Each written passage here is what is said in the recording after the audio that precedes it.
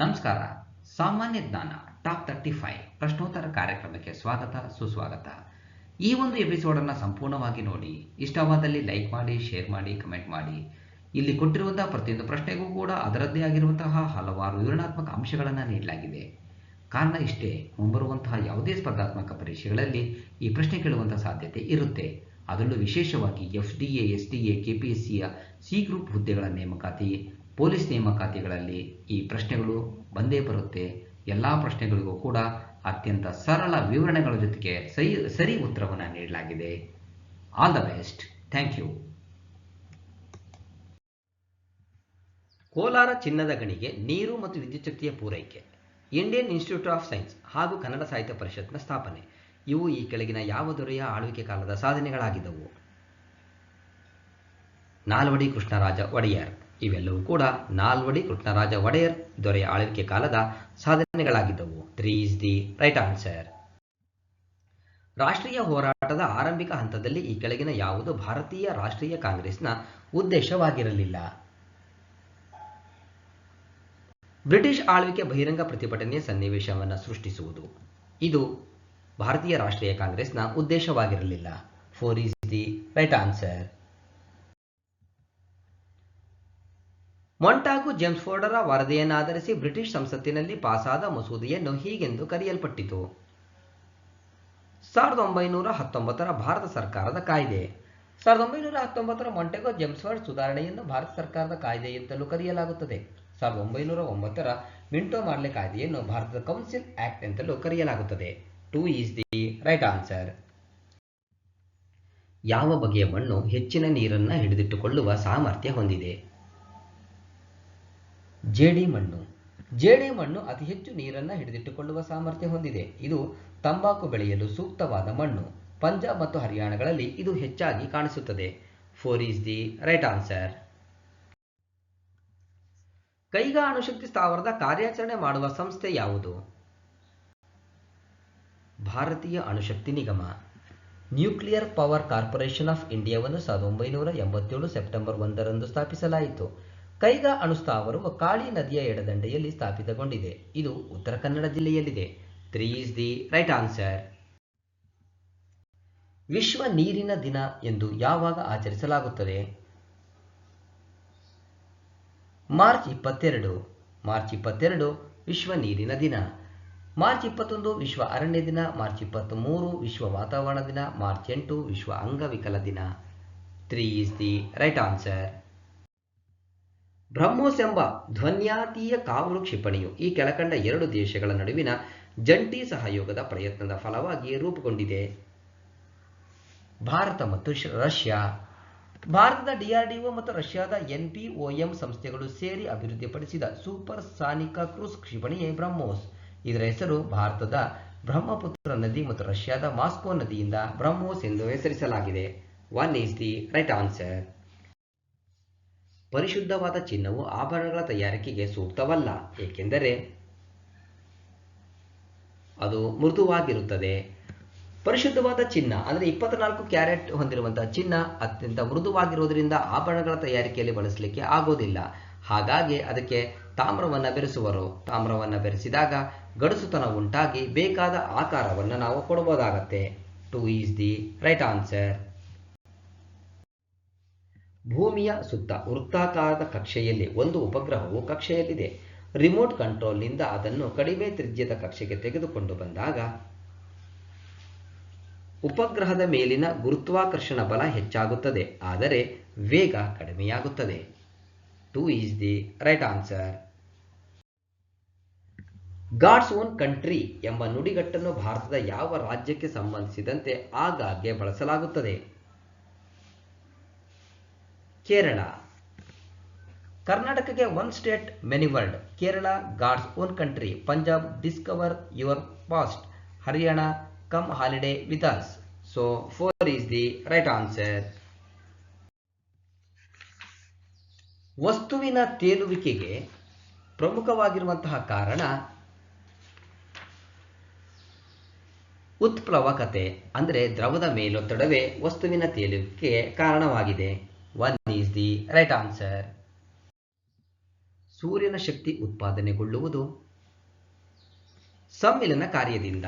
ಇದನ್ನು ನಾವು ಉಷ್ಣವೈದಿಕ ಸಮ್ಮಿಲನ ಕ್ರಿಯೆ ಅಂತೇಳಿ ಕರಿತೀವಿ. ಕಾರಣ ಅತ್ಯಧಿಕ ಉಷ್ಣತೆಯಲ್ಲಿ ಹೈಡ್ರೋಜನ್ ಬೀಜಗಳು ಸಮ್ಮಿಲನಗೊಂಡು ಹೀಲಿಯಂ ಬೀಜಗಳಾಗಿ ಶಕ್ತಿಯನ್ನು ಉತ್ಪತ್ತಿ ಮಾಡುತ್ತೆ. ಹಾಗಾಗಿ ಎರಡು ಹಗುರ ಬೀಜಗಳು ಸಮ್ಮಿಲನಗೊಂಡು ಒಂದು ಭಾರ ಬೀಜವಾಗುವುದರಿಂದ ಇದನ್ನು ಸಮ್ಮಿಲನ ಕ್ರಿಯೆ ಅಂತೇಳಿ ಕರಿತೀವಿ. 1 ಈಸ್ ದಿ ರೈಟ್ ಆನ್ಸರ್. ದ್ರವ್ಯ ಮತ್ತು ಶಕ್ತಿಯ ಸಮಾನತೆ ತತ್ವವನ್ನು ಹುಟ್ಟು ಹಾಕಿದವರು ಐನ್ಸ್ಟೀನ್.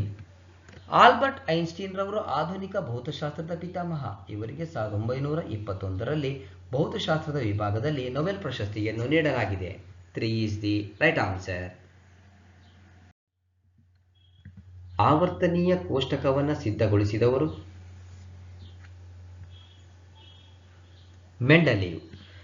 ಆವರ್ತ ಕೋಷ್ಟಕದ ಕೊಡುಗೆಗೆ ನ್ಯೂಲ್ಯಾಂಡ್, ಡೋಬರೈನರ್, ಮೆಂಡಲೀವ್ ಇವರೆಲ್ಲರೂ ಕೂಡ ಪ್ರಮುಖ ಕಾರಣರು. ಆದರೆ ಆವರ್ತನೀಯ ಕೋಷ್ಟಕದ ಪಿತಾಮಹ ಅಂತೇಳಿ ನಾವು ಮೆಂಡಲೀವ್ಗೆ ಕರಿತೀವಿ.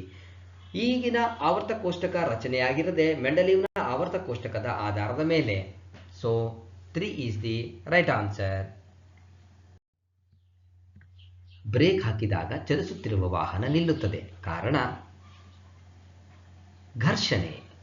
ಸೊ ಬ್ರೇಕ್ ಹಾಕಿದಾಗ ಚಲಿಸುತ್ತಿರುವ ವಾಹನ ನಿಲ್ಲಲಿಕ್ಕೆ ಪ್ರಮುಖವಾಗಿರುವಂತಹ ಕಾರಣನೇ ಘರ್ಷಣೆ. ಆ ರಸ್ತೆ ಮತ್ತು ಟೈರು ಇವುಗಳಿಗಿರುವಂತಹ ಘರ್ಷಣೆ. 1 ಈಸ್ ದಿ ರೈಟ್ ಆನ್ಸರ್. ಕಾಮನಬಿಲ್ಲಿನ ರಚನೆಗೆ ಕಾರಣ ಬೆಳಕಿನ ಚದುರುವಿಕೆ. ಕಾಮನಬಿಲ್ಲು ಬೆಳಕಿನ ಚದುರುವಿಕೆಯಿಂದ ಉಂಟಾಗಿ ಬೆಳಕು ಚದುರಿ ವಕ್ರೀಭವನ ಹೊಂದಿ ಸೂರ್ಯನ ಎದುರಿನ ದಿಕ್ಕಿನಲ್ಲಿ ಉಂಟಾಗುತ್ತದೆ. ಕಾಮನಬಿಲ್ಲು 7 ಬಣ್ಣ ಒಳಗೊಂಡಿದ್ದು ಇದನ್ನು ವಿಪ್ಗಯಾರ್ ಎಂದು ಕರೆಯಲಾಗುತ್ತದೆ. 2 ಈಸ್ ದಿ ರೈಟ್ ಆನ್ಸರ್. ಮಣ್ಣಿಲ್ಲದೆ ಅಗತ್ಯವಿರುವಷ್ಟು ರಾಸಾಯನಿಕ ಆಹಾರ ಒದಗಿಸಿದ ನೀರಿನಲ್ಲಿ ಗಿಡಗಳನ್ನು ಬೆಳೆಸುವ ಕೃಷಿ ವಿಧಾನಕ್ಕೆ ಡ್ಯಾಶ್ ಎನ್ನುತ್ತಾರೆ. ಹೈಡ್ರೋಫೋನಿಕ್ಸ್. ಸೊ ಮಣ್ಣಿಲ್ಲದೆ ನೀರಿನ ಸಹಾಯದಿಂದ ಬೆಳೆಯುವಂತಹ ಸಸಿಗಳನ್ನು ಬೆಳೆಸುವ ವಿಧಾನವನ್ನು ಹೈಡ್ರೋಫೋನಿಕ್ಸ್ ಎನ್ನುವರು. 3 ಈಸ್ ದಿ ರೈಟ್ ಆನ್ಸರ್. ಸಸ್ಯ ಮತ್ತು ಪ್ರಾಣಿಗಳನ್ನು ಅವುಗಳ ಆದಿ ರೂಪದಿಂದ ಅಭಿವೃದ್ಧಿಗೊಳಿಸುವ ವಿಜ್ಞಾನವೇ ಜೀನಿಯಾಲಜಿ. ಸಸ್ಯ ಮತ್ತು ಪ್ರಾಣಿಗಳನ್ನು ಅವುಗಳ ಆದಿ ರೂಪದಿಂದ ಅಭಿವೃದ್ಧಿಗೊಳಿಸುವಂತಹ ವಿಜ್ಞಾನಕ್ಕೆ ಜೀನಿಯಾಲಜಿ ಎನ್ನುವರು. ವಂಶವಾಹಿಗಳ ಬಗ್ಗೆ ಅಧ್ಯಯನ ಮಾಡುವಂತಹ ಶಾಸ್ತ್ರಕ್ಕೆ ಜೆನೆಟಿಕ್ಸ್ ಅಂತೇಳಿ ಕರೆದರೆ, ಪ್ರಾಣಿಗಳ ಬಗ್ಗೆ ಅಧ್ಯಯನ ಮಾಡುವಂತಹ ಶಾಸ್ತ್ರವನ್ನ ಝೂಯಾಲಜಿ ಎನ್ನುವರು. So 1 is the right answer. ಸಮುದ್ರದ ನೀರಿನ pH 8.3 ಎಂದಿದೆ. ಹಾಗಾದರೆ ಅದು ಕ್ಷಾರ. ಸೊ pH ಅಂದರೆ ಪವರ್ ಆಫ್ ಹೈಡ್ರೋಜನ್ ಅಂತ ಹೇಳಿ ಅರ್ಥ, ಜಲಜನಕ ಅಯಾನು ಪ್ರಬಲತೆ. ಇಲ್ಲಿ 0ಯಿಂದ 14 ತನಕ pH ವ್ಯಾಲ್ಯೂವನ್ನು ನಾವು ಕನ್ಸಿಡರ್ ಮಾಡ್ತೀವಿ. ಅದರಲ್ಲಿ 7 ಅಂತ ಇದ್ರೆ ಅದನ್ನು ನಾವು ತಟಸ್ಥ ಅಂತ ಕರಿತೀವಿ. 7ಕ್ಕಿಂತ ಕಡಿಮೆ pH ವ್ಯಾಲ್ಯೂ ಇದ್ರೆ ಅದು ಆಮ್ಲ, 7ಕ್ಕಿಂತ ಹೆಚ್ಚಾಗಿದ್ರೆ ಅದನ್ನು ಪ್ರತ್ಯಾಮ್ಲ ಅಂದರೆ ಕ್ಷಾರ ಅಂತೇಳಿ ಕರಿತೀವಿ. 1 ಈಸ್ ದಿ ರೈಟ್ ಆನ್ಸರ್. ಗಾಳಿಯಲ್ಲಿನ ಶಬ್ದದ ಅಲೆಗಳು ನೀಳ ಅಲೆಗಳು ಅಥವಾ ನೀಳ ತರಂಗಗಳು ಅಂತ ಕರಿತೀವಿ. ಸೊ ನಾವು ತರಂಗ ಅಥವಾ ಅಲೆಯನ್ನು 2 ವಿಧವಾಗಿ ವಿಂಗಡಣೆ ಮಾಡ್ತೀವಿ, ಒಂದು ಅಡ್ಡಲೆ ಮತ್ತೊಂದು ನೀಳಲೆ. ಸೊ ಮಾಧ್ಯಮದ ದಿಕ್ಕಿಗೆ ಸಮಾನಾಂತರವಾಗಿ ಕಣಗಳು ಚಲನೆಯಾದರೆ ಅದನ್ನು ನೀಳಲೆಯನ್ನು ಅಂತ ಕರಿತೀವಿ. ಮಾಧ್ಯಮದ ದಿಕ್ಕಿಗೆ ಲಂಬವಾಗಿ ಕಣಗಳ ಚಲನೆಯಾದರೆ ಅದನ್ನು ಅಡ್ಡಲೆಗಳು ಎನ್ನುವರು. ಸೊ ಶಬ್ದದ ಅಲೆಗಳು ನೀಳಲೆಗಳು. 2 is the right answer. TV, radio ಮತ್ತು ಮೊಬೈಲ್ ಸಂಕೇತಗಳು ಯಾವ ಮಾಧ್ಯಮವನ್ನು ಕೂಡ ಪ್ರಸಾರಕ್ಕೆ ಉಪಯೋಗಿಸುವುದಿಲ್ಲ. So 2 is the right answer. So TV, radio ಮತ್ತು ಮೊಬೈಲ್ ಸಂಕೇತಗಳೆಲ್ಲವೂ ಕೂಡ ವಿದ್ಯುತ್ಕಾಂತೀಯ ವಿಕಿರಣಗಳಾಗಿರೋದ್ರಿಂದ ವಿದ್ಯುತ್ಕಾಂತೀಯ ವಿಕಿರಣಗಳಿಗೆ ಮಾಧ್ಯಮದ ಅವಶ್ಯಕತೆ ಇರುವುದಿಲ್ಲ. ಪರ್ಯಾಯ ವಿದ್ಯುತ್ತನ್ನು ಹೆಚ್ಚು ವೋಲ್ಟೇಜ್ನಿಂದ ಕಡಿಮೆ ವೋಲ್ಟೇಜ್ಗೆ ಅಥವಾ ಕಡಿಮೆ ವೋಲ್ಟೇಜ್ನಿಂದ ಹೆಚ್ಚು ವೋಲ್ಟೇಜ್ಗೆ ಪರಿವರ್ತಿಸಲು ಉಪಯೋಗಿಸುವ ಸಾಧನಕ್ಕೆ ಟ್ರಾನ್ಸ್ಫಾರ್ಮರ್ ಎನ್ನುವರು. So 4 is the right answer. ಮೋಡಗಳಲ್ಲಿ ಮಿಂಚು ಉಂಟಾಗಲು ಕಾರಣ ಸ್ಥಾಯಿ ವಿದ್ಯುತ್ನ ವಿಸರ್ಜನೆ. ಮೋಡಗಳಲ್ಲಿ ಮಿಂಚು ಉಂಟಾಗಲು ಕಾರಣ ಸ್ಥಾಯಿ ವಿದ್ಯುತ್ನ ವಿಸರ್ಜನೆ. 1 ಈಸ್ ದಿ ರೈಟ್ ಆನ್ಸರ್. ಬಯಲು ಜಮೀನಿನಲ್ಲಿನ ನೀರು ಗಿಡದ ಎಲೆಗಳನ್ನು ಈ ವಿಧಾನದಿಂದ ತಲುಪುತ್ತದೆ. ಕೇಶನಾಳಾಕರ್ಷಣ ವಿಧಾನ. ಬಯಲು ಜಮೀನಿನ ನೀರು ಗಿಡದ ಎಲೆಗಳನ್ನು ಕೇಶನಾಳಾಕರ್ಷಣ ವಿಧಾನದಿಂದ ತಲುಪುತ್ತದೆ. 2 ಈಸ್ ದಿ ರೈಟ್ ಆನ್ಸರ್. ಸಂಪೂರ್ಣವಾಗಿ ಈ ವಿಡಿಯೋ ನೋಡಿದ್ದಕ್ಕೆ ಮತ್ತೊಮ್ಮೆ ನಿಮಗೆ ಹೃತ್ಪೂರ್ವಕವಾಗಿರುವಂತಹ ಧನ್ಯವಾದಗಳು. All the best. Thank you. ಸ್ವತಂತ್ರ ಭಾರತದ ಪ್ರಥಮ ವೈಯಕ್ತಿಕ ಒಲಿಂಪಿಕ್ ಮೆಡಲ್ ಗೆದ್ದ ವ್ಯಕ್ತಿ ಯಾರು? ಕರ್ಣಂ ಮಲ್ಲೇಶ್ವರಿ. ಕರ್ಣಂ ಮಲ್ಲೇಶ್ವರಿ ಅವರು 2000ರಲ್ಲಿ ಸಿಡ್ನಿಯಲ್ಲಿ ನಡೆದ ಒಲಿಂಪಿಕ್ನಲ್ಲಿ 69 ಕೆಜಿ ತೂಕವನ್ನು ಎತ್ತುವಲ್ಲಿ ಪ್ರಥಮ ಸ್ಥಾನ ಗಳಿಸಿದರು. ಈ ಮೂಲಕ ಸ್ವತಂತ್ರ ಭಾರತದ ಪ್ರಪ್ರಥಮ ವೈಯಕ್ತಿಕ ಒಲಿಂಪಿಕ್ ಪದಕ ಗೆದ್ದ ವ್ಯಕ್ತಿಯಾಗಿದ್ದಾರೆ. So 4 is the right answer. ಇವರು ವೇಟ್ ಲಿಫ್ಟಿಂಗ್ ವಿಭಾಗದಲ್ಲಿ ಪದಕ ಪಡೆದಿದ್ದಾರೆ. ಹಣಕಾಸಿನ ತುರ್ತು ಪರಿಸ್ಥಿತಿಯನ್ನು ಯಾರು ಘೋಷಿಸುತ್ತಾರೆ? ರಾಷ್ಟ್ರಪತಿಗಳು. ಭಾರತದ ರಾಷ್ಟ್ರಪತಿಗಳು ಸಂವಿಧಾನದ 360ನೇ ವಿಧಿ ಅನ್ವಯ ಹಣಕಾಸಿನ ತುರ್ತು ಪರಿಸ್ಥಿತಿಯನ್ನು ಘೋಷಿಸುತ್ತಾರೆ. 352ನೇ ವಿಧಿ ಅನ್ವಯ ರಾಷ್ಟ್ರ ತುರ್ತು ಪರಿಸ್ಥಿತಿ, 356ನೇ ವಿಧಿ ಅನ್ವಯ ರಾಜ್ಯ ತುರ್ತು ಪರಿಸ್ಥಿತಿ ಘೋಷಿಸುತ್ತಾರೆ. ಆದರೆ ಭಾರತದಲ್ಲಿ ಇದುವರೆಗೂ ಒಂದು ಬಾರಿಯೂ ಹಣಕಾಸು ತುರ್ತು ಪರಿಸ್ಥಿತಿಯನ್ನು ಘೋಷಿಸಿಲ್ಲ. So 1 is the right answer.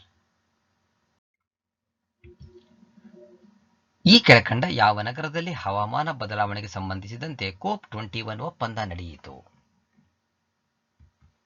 Paris. COP21 ಒಪ್ಪಂದವು ಪ್ಯಾರಿಸ್ನಲ್ಲಿ 2015ರಲ್ಲಿ ಹಾಗೂ ಕಾನ್ಫರೆನ್ಸ್ ಆಫ್ ಪ್ಯಾರಿಸ್ COP24 ಪೋಲೆಂಡ್ನ ಕಟಾವೈಸ್ನಲ್ಲಿ ಮತ್ತು 2019ರ COP25 ಸ್ಪೇನ್ನ ಮ್ಯಾಡ್ರಿಡ್ನಲ್ಲಿ ನಡೆದಿದೆ. COPನ 26ನೇ ಸಮ್ಮೇಳನ ಸ್ಕಾಟ್ಲೆಂಡ್ನ ಗ್ಲಾಸ್ಗೋದಲ್ಲಿ ನಡೆಯಿತು. So 2 is the right answer. ಈ ಕೆಳಗಿನವುಗಳಲ್ಲಿ ಯಾವುದು ಭಾರತದ ಸಂವಿಧಾನದ 6 ಮೂಲಭೂತ ಹಕ್ಕಿನಲ್ಲಿ ಸೇರಲ್ಪಡುವುದಿಲ್ಲ? ಪ್ರತಿಭಟನಾ ಹಕ್ಕು. ಸಂವಿಧಾನದಲ್ಲಿ 6 ಮೂಲಭೂತ ಹಕ್ಕುಗಳಿದ್ದು, ಸಮಾನತೆ ಹಕ್ಕು, ಸ್ವಾತಂತ್ರ್ಯ ಹಕ್ಕು, ಶೋಷಣೆ ವಿರುದ್ಧ ಹಕ್ಕು, ಧಾರ್ಮಿಕ ಹಕ್ಕು, ಸಾಂಸ್ಕೃತಿಕ ಮತ್ತು ಶೈಕ್ಷಣಿಕ ಹಕ್ಕು, ಸಂವಿಧಾನಾತ್ಮಕ ಪರಿಹಾರದ ಹಕ್ಕುಗಳಿವೆ. ಆದರೆ ಪ್ರತಿಭಟನಾ ಹಕ್ಕು ಮೂಲಭೂತ ಹಕ್ಕುಗಳಲ್ಲಿ ಸೇರ್ಪಡೆಯಾಗಿಲ್ಲ. 31ನೇ ವಿಧಿಯಲ್ಲಿದ್ದ ಆಸ್ತಿ ಹಕ್ಕನ್ನು 44ನೇ ತಿದ್ದುಪಡಿ ಮೂಲಕ ಮೂಲಭೂತ ಹಕ್ಕಿನಿಂದ ತೆಗೆದುಹಾಕಲಾಗಿದೆ. 300A ವಿಧಿಯಡಿಯಲ್ಲಿ ಆಸ್ತಿ ಹಕ್ಕನ್ನು ಕಾನೂನನ್ನಾಗಿಸಲಾಗಿದೆ. So 4 is the right answer.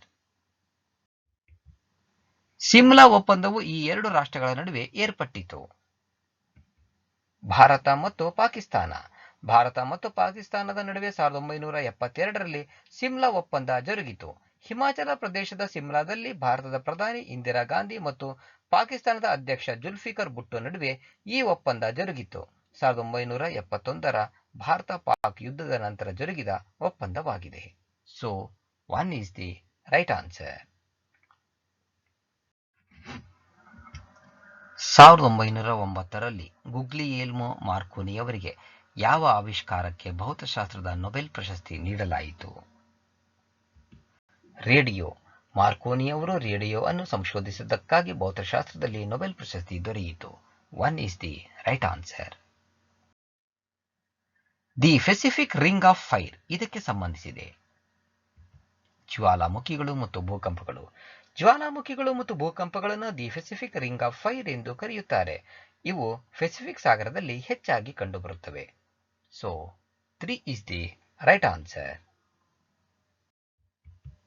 ಸಮುದ್ರದ ನೀರಿನಲ್ಲಿ ಅತಿ ಹೇರಳವಾಗಿ ದೊರಕುವ ಮೂಲ ಧಾತು ಯಾವುದು? ಕ್ಲೋರಿನ್. ಸಮುದ್ರದ ನೀರಿನಲ್ಲಿ ಅತಿ ಹೇರಳವಾಗಿ ದೊರೆಯುವ ಧಾತು ಕ್ಲೋರಿನ್. ಸಮುದ್ರದ ನೀರು ಉಪ್ಪಾಗಿರಲು ಕಾರಣ ಸೋಡಿಯಂ ಕ್ಲೋರೈಡ್. ಸೋಡಿಯಂ ಕ್ಲೋರೈಡ್ನಲ್ಲಿ ಕ್ಲೋರೈಡ್ ಮೂಲವಸ್ತು ಇರುತ್ತದೆ. ಸಮುದ್ರದ ನೀರಿನಲ್ಲಿ 19.5 pptಯಷ್ಟು ಕ್ಲೋರೈಡ್ ಇರುತ್ತದೆ. So 2 is the right answer.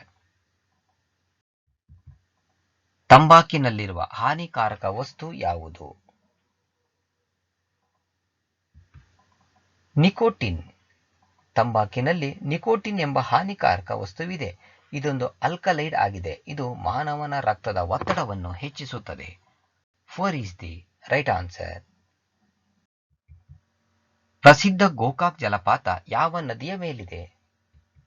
Ghataprabha. Gokak ಜಲಪಾತವು ಕರ್ನಾಟಕದ 2ನೇ ದೊಡ್ಡ ಜಲಪಾತವಾಗಿದ್ದು, ಇದು ಘಟಪ್ರಭಾ ನದಿಯ ಮೇಲಿದೆ. ಈ ಜಲಪಾತವು ಅಮೆರಿಕ ದೇಶದ ನಯಾಗಾರ ಜಲಪಾತವನ್ನು ಹೋಲುವುದರಿಂದ ಇದನ್ನು ಭಾರತದ ನಯಾಗಾರ ಎಂದು ಕರೆಯುತ್ತಾರೆ. So 3 is the right answer. ಕೆಳಗಿನವುಗಳಲ್ಲಿ ಯಾವ ಸ್ಥಳವು ಕತ್ತರಿಸಿದ ಕಲ್ಲಿನ ಗುಹೆ ದೇವಾಲಯಗಳ ವಾಸ್ತುಶೈಲಿಗೆ ಹೆಸರುವಾಸಿಯಾಗಿದೆ? ಬಾದಾಮಿ. ಬಾದಾಮಿಯು ಬಾಗಲಕೋಟೆ ಜಿಲ್ಲೆಯಲ್ಲಿನ ತಾಲೂಕು ಕೇಂದ್ರವಾಗಿದೆ. ಚಾಲುಕ್ಯರ ರಾಜಧಾನಿಯಾಗಿದ್ದ ಬಾದಾಮಿಯಲ್ಲಿ ಗುಡ್ಡವನ್ನು ಕೊರೆದು ಗುಹಾಂತರ ದೇವಾಲಯಗಳನ್ನು ನಿರ್ಮಿಸಲಾಗಿದೆ. ಬಾದಾಮಿಯಲ್ಲಿ ಕಪ್ಪೆ ಅರಬಟ್ಟನ ಶಾಸನ ಕಂಡುಬರುತ್ತದೆ. So 1 is the right answer.